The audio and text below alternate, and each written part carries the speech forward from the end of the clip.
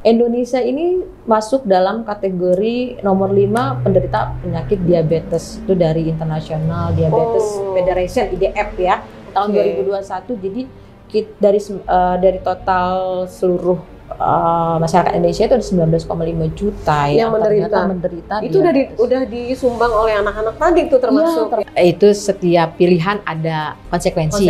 Itu bahasa saya ya. Jadi artinya tapi kan kita melihat urgensi dari ini. Make sense nggak sih dengan kondisi sekarang gitu?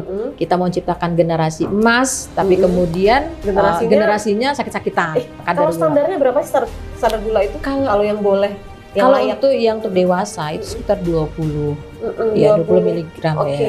Artinya memang harus ini karena sedangkan di dalam minuman bermanis itu Mbak. Itu bisa 27, 29. Ya maaf saya nggak nyebutin merek ya, tetapi ada beberapa MBDK itu satu minumannya yang ukuran cuma berapa mili itu 29. Sangat berlebihan ya? Sangat berlebihan dan anak-anak kadang-kadang minum ya bukan sekali 2 kali.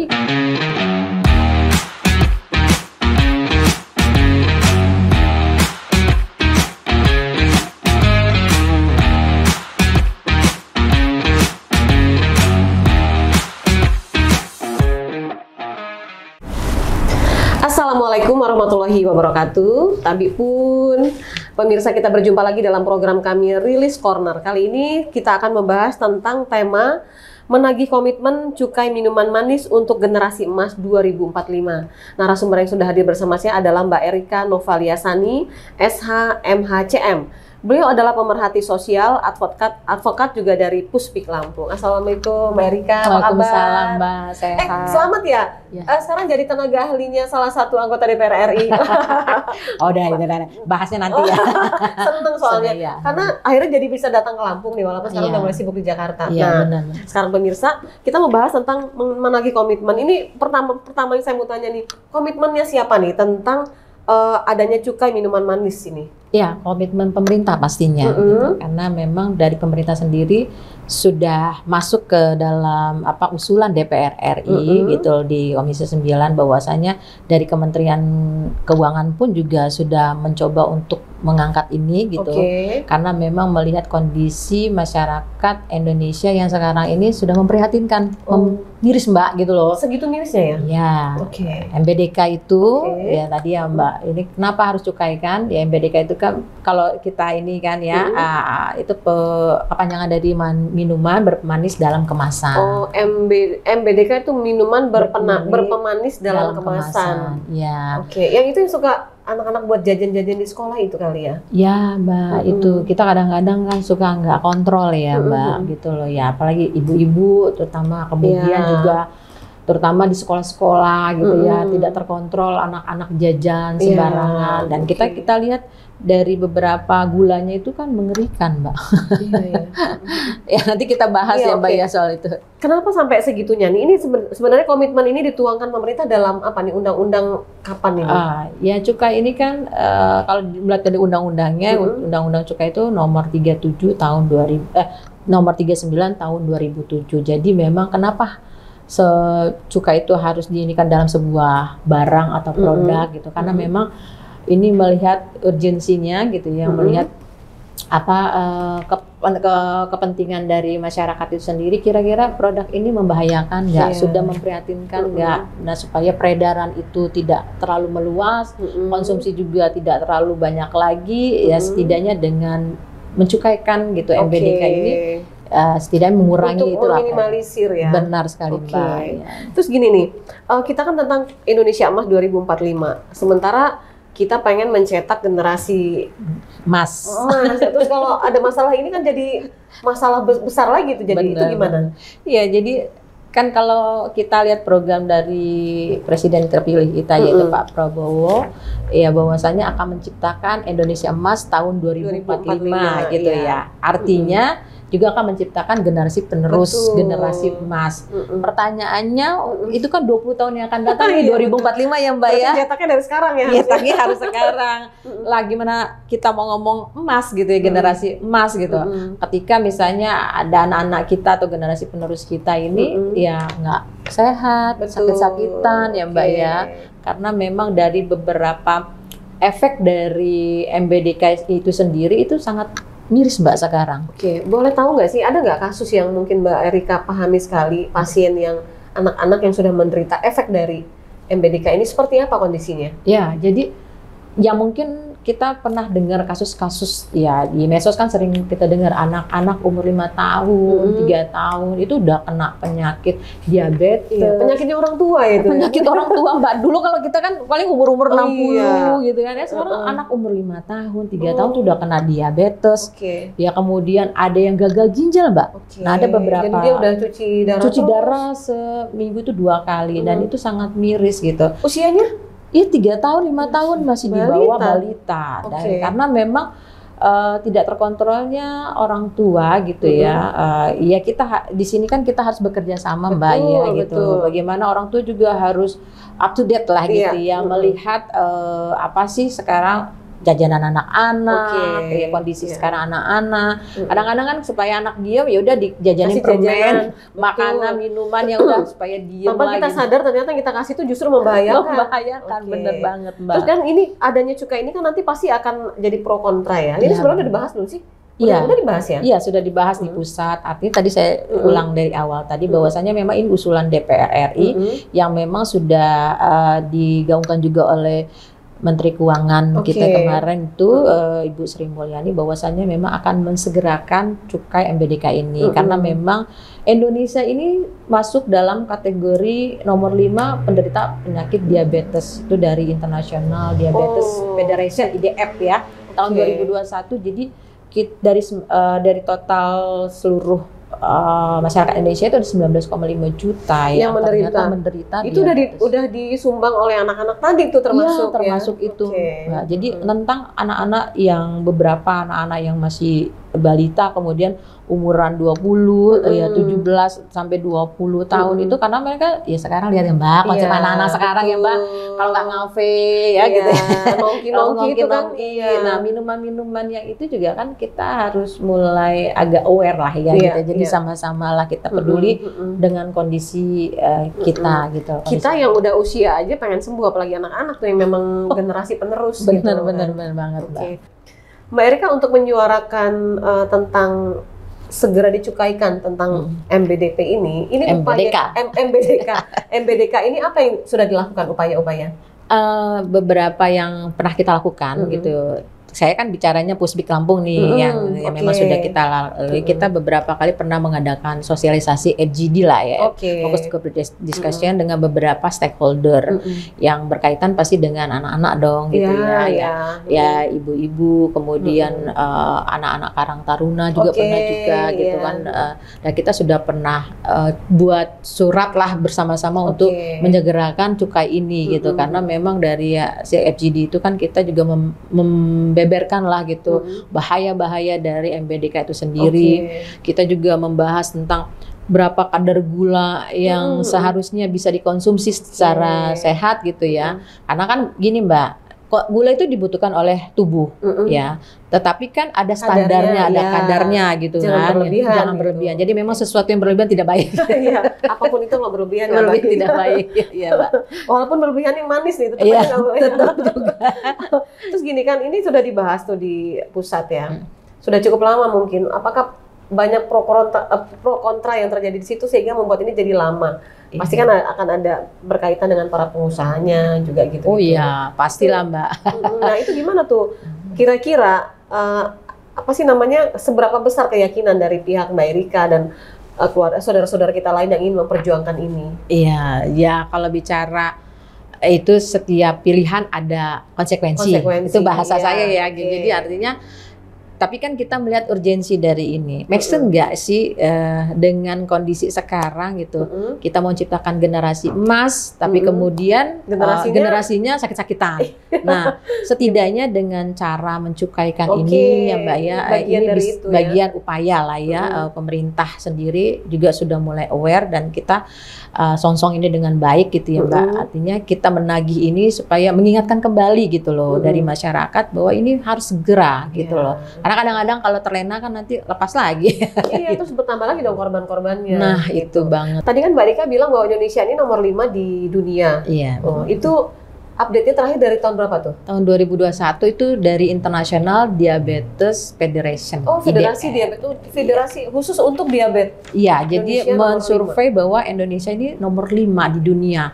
Jadi dari total seluruh masyarakat Indonesia itu ada 19,5 juta yang terkena diabetes, itu dan tahun itu 2021. 2021. Iya, artinya kita nggak tahu update sekarang. Nggak tahu sekarang. Nah, makanya artinya ini dari catatan-catatan itulah gitu loh. Kemudian kenapa MBDK ini harus dicukaikan, disegerakan gitu kan Mbak. Karena Mbak dengan harga 1.000, 2.000 anak-anak bisa beli, jajan. Dan konsumsinya nggak cuma sekali loh Mbak. Kadang sehari itu bisa 3 kali. Mereka pikir murah, enak, manis kan gitu. Anak-anak kan sukanya gitu. Iya. Itu hal yang mungkin tidak disadari oleh orang tua. Nah, terkait sama orang tua, ini kan harus ada edukasi juga loh terhadap para ibu terutama. Benar. Itu gimana kalau menurut Mbak Erika sendiri?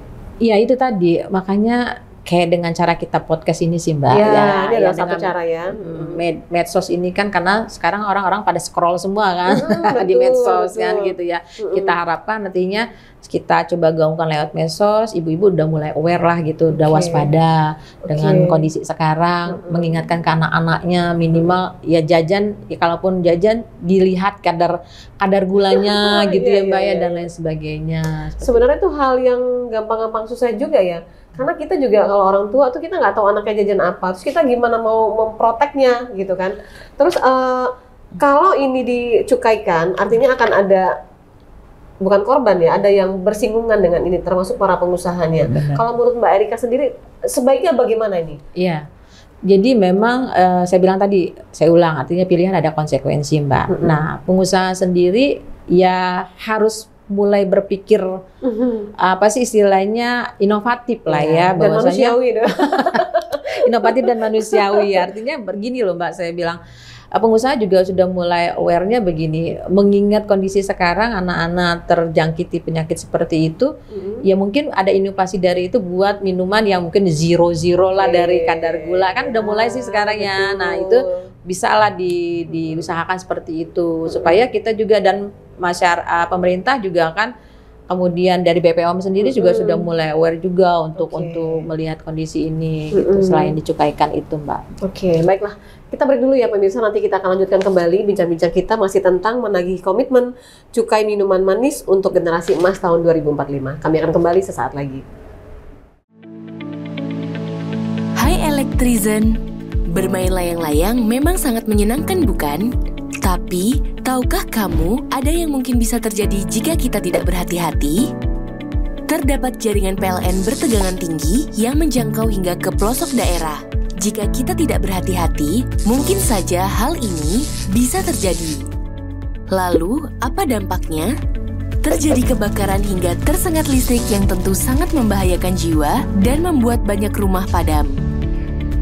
Apa saja yang bisa dilakukan? Jika ada yang bermain layang-layang dekat jaringan listrik PLN, maka larang, hentikan, dan laporkan ke PLN via PLN Mobile atau PLN 123. Dan apabila menemukan kerangka layang-layang pada jaringan listrik PLN, jangan diambil sendiri ya. Laporkan ke PLN sehingga petugas kami akan membersihkannya. Mari peduli dan menjaga keamanan jaringan listrik untuk kenyamanan bersama. Pemirsa, masih bersama kami dalam Rilis Corner bersama Mbak Erika Novaliasani, pemerhati sosial, advokat juga dari Pusbik Lampung, tentang menagih komitmen cukai minuman manis untuk generasi emas tahun 2045. Ini sebenarnya sangat menarik loh, terutama kalau para ibu nonton ini, jangan sampai kita nggak ada yang mau anak-anak kita sakit tanpa kita duga. Masih kecil ternyata udah diabetes. Masih kecil harus cuci darah, itu kan mengerikan sekali sebetulnya ya. Orang tua aja nggak siap loh, memang usianya untuk sakit ya, apalagi masih anak-anak. Mbak, ini tadi berkali-kali Mbak Rika bilang ini sangat urgent. Nah, kalau urgent artinya kan ini harus didesak. Gitu. Nah ini udah sampai mana nih upaya untuk mendesak itu? Iya, kemarin itu kan di DPR RI dari Badan Akuntabilitas BKAN-nya ya sendiri ya sudah menerapkan itu, sudah menawarkan atau memberikan informasi itu tentang cukai itu sekitar akan naikkan sekitar 2,5% Mbak. 2,5%. 2,5%. Ya, make sense lah. Sekarang kan nanti 2025 nanti kan pajak juga kan naik kan, Mbak. Iya, ya kan. Nah, kenapa yang MBDK enggak juga gitu? Tapi memang kalau dari bawah sih berharap cukainya lebih besar lagi sih sebenarnya seperti itu. Cuman kan saya bilang tadi setiap pilihan ada konsekuensi dan saya pikir juga pemerintah juga sudah mulai berani untuk mengambil langkah ini ya, mempercepat langkah ini. Kita sebagai masyarakat, saya sebagai pemerhati sosial di bawah juga kan beberapa kali melihat kasus-kasus seperti ini, ya berharap pemerintah untuk menyegerakan gitu loh. Toh saya bilang lagi ya untuk cukai itu sendiri kan untuk memberikan juga APBN untuk ya pendapatan pemasukan negara. Tetapi yang paling penting adalah tujuan paling utama adalah bagaimana kita bisa untuk kesehatan anak-anak, kita bisa memantau pembeliannya gitu ya, daya beli anak-anak jadi berkurang gitu sekarang. Mungkin 1.000-2.000 tadi ya, Mbak. Iya, mungkin sekarang mulailah dari sekarang para ibu di rumah tuh kasih bekal anak-anak dari rumah aja gitu ya, salah satunya. Biar salah satunya terpantau. Itu salah satu juga. Dan satu ini Mbak, juga ke sekolah-sekolah juga kita harus mulai juga sosialisasikan gitu loh Mbak. Sosialisasikan dari guru-gurunya untuk mengingatkan. Mungkin kalau dari kantin-kantin yang resmi di sekolah-sekolah sih mungkin bisa lah disampaikan. Tapi kalau yang misalnya kayak emperan-emperan gitu ya, dagang-dagangnya sembarangan kan gitu, itu berbahaya lah gitu. Kita kan nggak bisa kepantau gitu. Anak-anak istirahat keluar kita nggak bisa. Nah itu juga jadi catatan juga buat kita di sekolah-sekolah. Amerika pasti ini tidak bisa bekerja sendiri ya. Harus banyak stakeholder yang dilibatkan untuk bersama-sama bergerak. Di sekolah pun kita harus turun satu persatu, sementara sekolahnya segitu banyak memberikan edukasi gitu kan. Ini memang benar-benar harus menjadi bagian dari sama-sama dengan pemerintah untuk membuat ini, menyosialisasikan ini. Sejauh ini yang dilakukan dari pihaknya Amerika tuh apa kalau untuk ke masyarakatnya sendiri? Kalau kita artinya dari Pusbik Lampung sendiri ya beberapa kali kita mencoba untuk mengangkat ini gitu lewat diskusi-diskusi Mbak. Kemudian juga lewat FGD tadi yang kita sudah lakukan, dan juga kita udah mulai kampanye-kampanye tentang ini gitu. Ada beberapa kita dari beberapa stakeholder ibu-ibu yang memang seperti kayak Patayat NU, Aisyah, kemudian Karang Taruna, organisasi perempuan ya yang notabene di Lampung gitu ya, itu menyuarakan dan membuat surat lah untuk segera ke pusat untuk segerakan cukaikan itu gitu, seperti itu. Kalau perlu kita pakai netizen ya, itu kan netizen paling ampuh itu untuk kondisi sekarang ya. Kan sekarang eranya media sosial, kira-kira apakah juga perlu ini untuk menyuarakan ini? Oh iya, dengan melibatkan media sosial kira-kira. Pasti Mbak. Jadi memang keterlibatan media sosial ini sangat penting sekali Mbak gitu ya. Karena ya sekarang zaman viral saya bilang lagi. Nah, zaman viral artinya memang perlu sekali bahwa masyarakat itu ya meleklah dengan MBDK kan. Kadang-kadang MBDK apaan sih gitu. Nah, untuk MBDK-nya aja mereka nggak tahu apaan tuh. Minuman berpemanis dalam kemasan. Nah, dalam minuman berpemanis dalam kemasan itu kan kadang-kadang kita suka nggak aware nih lihat kadar gulanya gitu Mbak. Kalau standarnya berapa sih standar gula itu? Kalau yang boleh, kalau itu yang untuk dewasa itu sekitar 20 miligram ya. Artinya memang harus ini karena sedangkan di dalam minuman bermanis itu Mbak itu bisa 27, 29. Ya maaf saya nggak nyebutin merek ya, tetapi ada beberapa MBDK itu satu minumannya yang ukuran cuma berapa mili itu 29. Sangat berlebihan ya? Sangat berlebihan, dan anak-anak kadang-kadang minum bukan sekali 2 kali kan. Makin manis makin senang mereka. Terus masukin kulkas. Kasih es lagi tambah enak tuh. Kayaknya Mbak Novi juga doyan. Mulai sekarang jadi mulai hati-hati kita sama-sama hati-hati. Jadi memang media sosial ini sangat diperlukan juga untuk ikutan mendesak ini sama-sama. Iya, jurnalis ya artinya kawan-kawan di jurnalis gini kan. Penting nih kita menyuarakan. Ya nggak mesti harus medsos juga, tapi mungkin lewat koran-koran dan lain sebagainya. Ya dari mulut ke mulut juga penting. Iya, betul. Tadi Mbak Erika kan bilang menargetkan. Nah, kira-kira target itu di tahun berapa nih? Iya, di 2025 ini. 2025 kan bentar lagi nih Mbak gitu ya.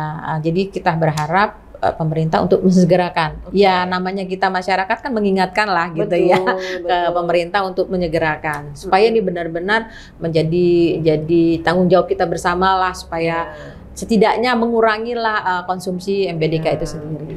Mudah-mudahan dalam pemerintahan baru ini juga sudah lebih peduli ya, Pasti, lebih peduli, insya Allah, lebih aware tentang ini. Apalagi kan ada program makan siang dan lain-lain. Artinya kan benar-benar kepada untuk kesehatan ya. Benar banget. Terus bergerak ini Mbak Rika ini kan sangat terkait dengan Kementerian Kesehatan, Dinas Kesehatan. Sampai saat ini ada nggak nih komunikasi sama mereka tuh gimana? Iya, kalau di pusat itu kan memang sudah diwacanakan ya Mbak ya, sudah didorong. Saya bilang tadi di DPR RI sendiri ini kan sudah diwacanakan, sudah nah kemudian dari Kementerian Keuangan pun juga sudah. Karena kan Bu Sri Mulyani ya gitu ya, beliau juga sudah mengatakan untuk menyegerakan juga gitu untuk cukai MBDK ini karena memang laporan beliau pada waktu itu di DPR RI juga untuk menyegerakan di 2025 ini. Harapannya ya tadi Mbak, setidaknya langkah awal seperti itu setidaknya sudah mulai dilakukan dan kita di masyarakat mendorong itu untuk mengingatkan kembali, mempercepat gitu. Dan ini sudah bukan korban ya, yang kena ini nih udah merata seluruh Indonesia atau gimana? Mbak. Iya, ada. Artinya gini, memang sih sebanyaknya itu untuk daerah-daerah yang memang mudah untuk mensuplai MBDK itu ya, daerah-daerah kota gitu ya Mbak. Cuman memang ada beberapa yang kita nggak terkontrol itu kayak di Lampung nih Mbak ya. Saya bilang khusus di Lampung ya, kalau ngomong di Lampung. Di Lampung ini kan gerbang Sumatera ya, artinya semua barang dari Sumatera, dari Jawa kan pasti seliweran lah di kita. Nah jadi memang Lampung ini paling cepat untuk menerima produk-produk seperti itu.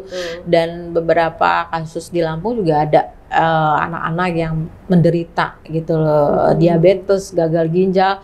Coba kalau kita ke rumah sakit itu ada beberapa kasus-kasus yang seperti itu dan itu miris sekali. Apalagi kemarin ada kasus viral juga Mbak ya dari sekolah. Oh iya, iya betul.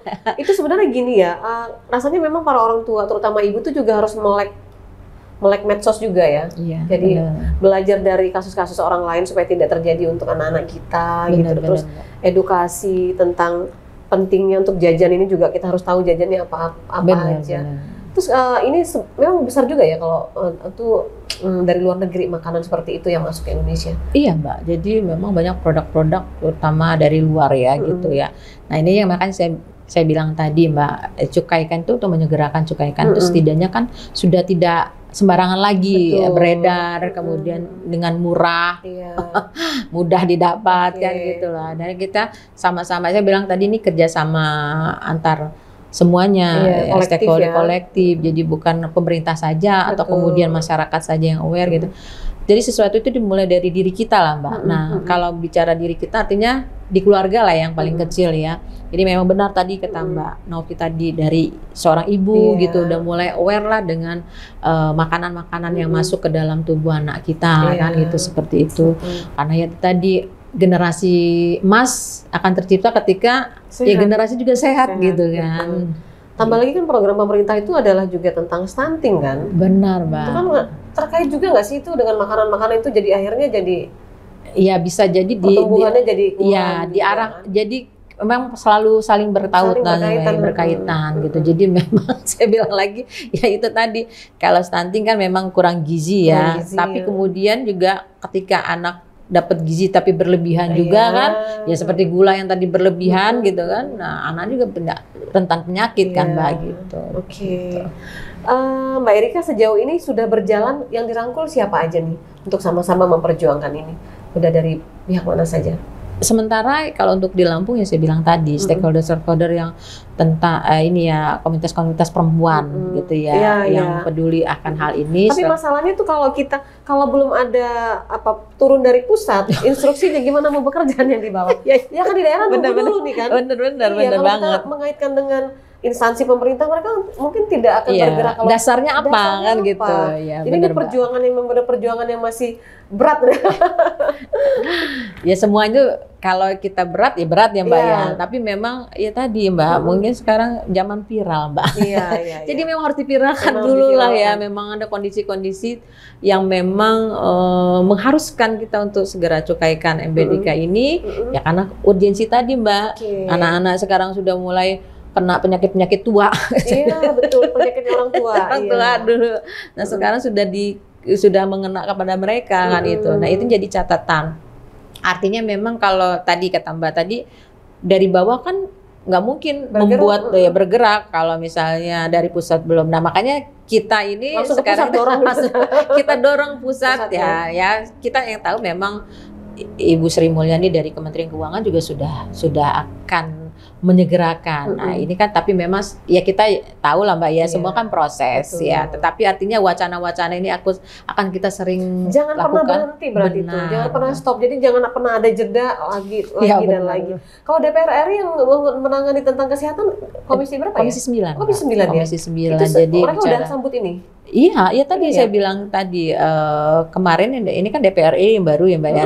Yang lalu ya saya bilang tadi Bu Sri Mulyani sudah mewacanakan itu pada saat hearing dengan Kementerian Keuangan gitu. Jadi jadi tentang MBDK ini gitu, RDP ya, rapat dengan pendapat juga bahwa memang harus disegerakan cukaikan ini gitu.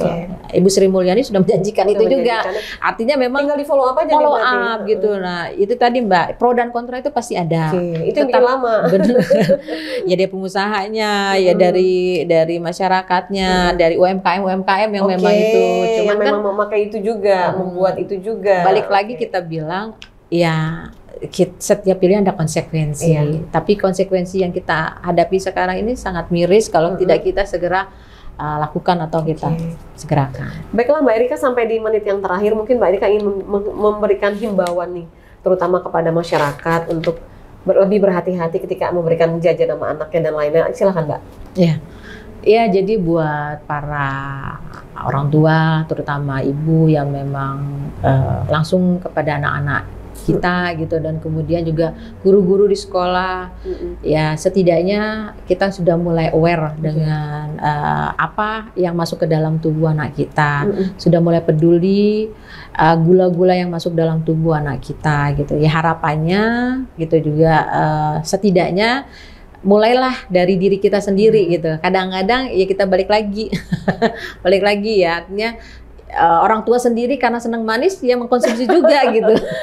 Dan akhirnya anaknya ngelihat loh ibu saya makan, kenapa anak saya nggak makan gitu kan, gitu lah. Itu yang sering terjadi Mbak. Namanya manis enak loh pasti. Manis enak, manis. Efeknya berlebihan kan nggak bagus juga. Tidak baik. Ya Mbak Erika, kita support perjuangan dari teman-teman Pusbik Lampung untuk terus menyuarakan ini sampai akhirnya nanti ada ketok palu tentang cukai ini. Itu kita memang kerjasama juga dengan YLKI, YLKI pusat. Artinya Yayasan Lembaga Konsumen Indonesia di pusat itu juga kan ikut juga Mbak gitu, menyuarakan juga dengan kawan-kawan seluruh Indonesia gitu. Beberapa daerah yang jadi catatan sih kemarin itu memang untuk di Lampung karena Gemas Mata, Medan yang memang dan Jakarta gitu ya. Memang di daerah-daerah itulah yang memang banyak ditemui peredaran MBDK dan kasus-kasus itu. Mudah-mudahan kalau udah semakin masif ini perjuangan ini kan bisa lebih didengar, bisa lebih cepat terrealisasi untuk kita bisa menciptakan generasi sehat di tahun 2045 nanti. Terima kasih loh Mbak Erika. Ditunggu lagi kedatangannya berikutnya ya. Mudah-mudahan perjuangan ini akan tercapai tahun 2025 tadi kan? Iya, nanti targetnya mudah-mudahan diturunkan ke daerah khususnya di Lampung supaya nanti ada gerakan-gerakan yang membuat ini jadi semakin minimalisir ya, semakin minim. Teman-teman anak-anak kita yang jajan itu nggak sembarangan lagi.